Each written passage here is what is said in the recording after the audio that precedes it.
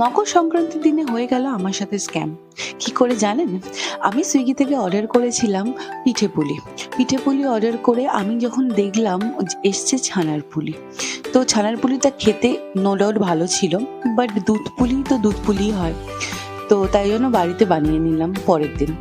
তো বাড়িতে বানালাম ভালো করে মায়ের হেল্প নিয়ে। আর আপনারা যদি এরকমই ভালো ভালো রেসিপিস মায়ের জানতে চান, আমাকে কমেন্ট সেকশনে অবশ্যই জানাবেন।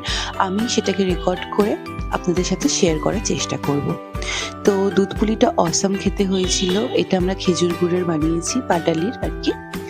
তো এই ছিল আজকের ভিডিও গাইস। আমার চ্যানেলটা প্লিজ একটু সাপোর্ট করুন। আপনাদের ভালোবাসায় আমি এই চ্যানেলটা নিয়ে আরও এগিয়ে যেতে চাই, আরও বড় করতে চাই। সো আপনারা এই চ্যানেলের ফ্যামিলি, তো please subscribe my channel and don't forget to hit the bell icon. দেখা হচ্ছে পরের ভিডিওতে।